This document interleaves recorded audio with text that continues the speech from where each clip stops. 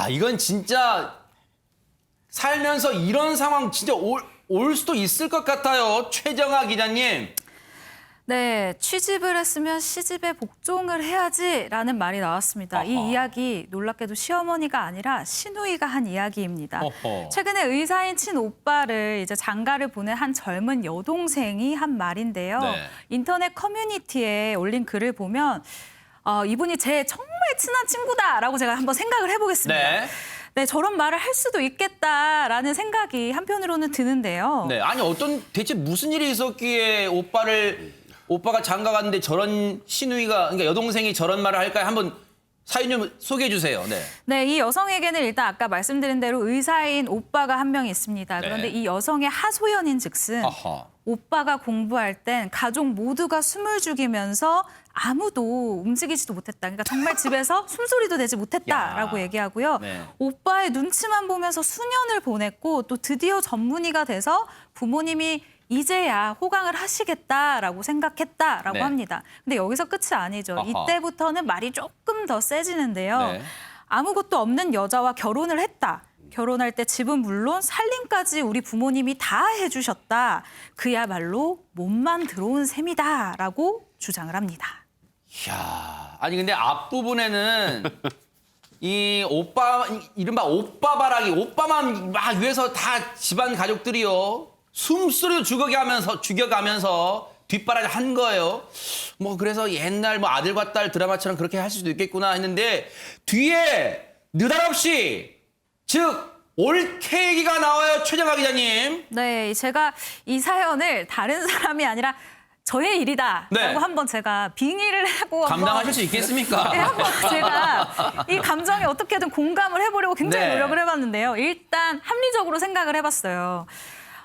일단 모든 가족이 쓴 글처럼 가족이 모두 이 오빠의 눈치만 보고 살았다라는 거예요. 근데 아하. 아마 이 시간이 꽤 길었을 거예요. 네. 오빠가 공부에 두각을 나타낸 게 뭐 중학생 때라고 치고 이 전공의를 딴 시간까지 생각하면 정말 길면 한 20년 정도가 되고요. 그리고 좀 짧으면 한 10년 정도가 되는데 이 긴 시간 동안 가족들이 오빠의 타임테이블에 의해서 아마 TV도 끄고 네. 뭐 음식도 하고 이러면서 시간을 보냈을 거란 네. 말이죠. 그리고 이 의대 공부를 하고 사실 의대생 한 명을 뒷바라지하는데 돈이 정말 많이 들어가요. 네. 그런데 아마도 이 동생인 분은 오빠한테 양보를 하는 것들이 좀 많았을 수도 있겠다라는 생각이 듭니다. 네. 그런데 우리 오빠가 이제 부모님한테 좀 아들 노릇을 하는구나, 이제 좀 효도를 하겠구나 싶었는데 새언니가 생기면서 오빠가 완전히 이 새언니랑만 딱 있는 모습을 보고 어느 정도 좀 분노가 치밀 수도 있겠다라는 생각을 잠시 했습니다. 아니, 근데 저는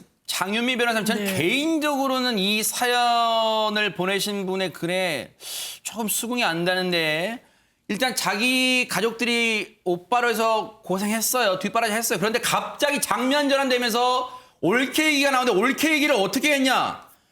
세상에 표현이 이럽니다. 아무것도 없는 여자와 결혼을 했다? 결혼할 때 집은 물론 살림살이까지 우리 부모님이 다 해주셨다? 그야말로 못 만들어 왔다? 이거 어떻게 받아들여야 됩니까? 이런 표현을 새언니한테 했어요, 지금. 네, 제가 이 며느리라면 정말 너무 가슴이 아플 것 같은데요. 왜냐하면 뭐 본인이라고 몸만 들어오고 싶었겠습니까? 보통 그 결혼 정년기까지 모을 수 있는 재산이란 게 젊은이들에게 한계가 있습니다.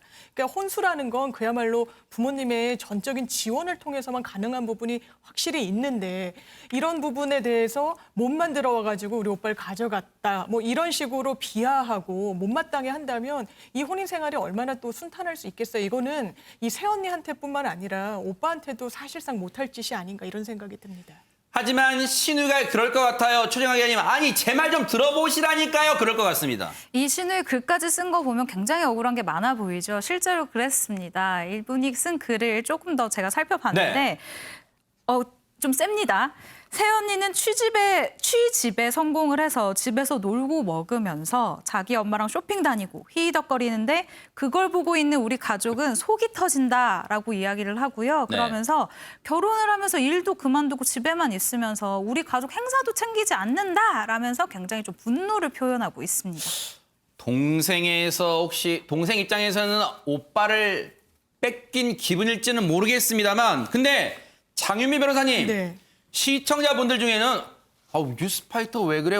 이렇게 오자를 낸 거야? 취집으로 잘못 쓴 거야? 그럴 것 같은 취집이 뭡니까? 취집이라는 말이 있죠. 취직이 아니라 취직과 시집이 합성한 말인데요. 아하. 그야말로 취업 대신에 시집을 간다 이런 신조어입니다. 신조어예요, 이거? 네. 그래서 일을 하지 않고 집에서 이제 살림을 하는 여성을 약간 비하해서 일컬을 때도 사용하는 말이기도 하고요. 또 뭐 이른바 혼테크라고 하죠. 본인보다 훨씬 조건이 좋은 어떤 배우자를 만나기 위해서 하는 행위를 또 취집이라고 칭하기도 합니다.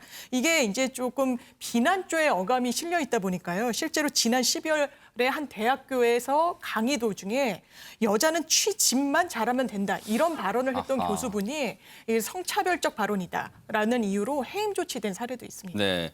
근데 어쨌든 이 취집이라는 단어를 이 신우이란 분이 인터넷에 올리면서 썼다는 자체가 뭔가 일단 감정이 좋지 않다는 거예요.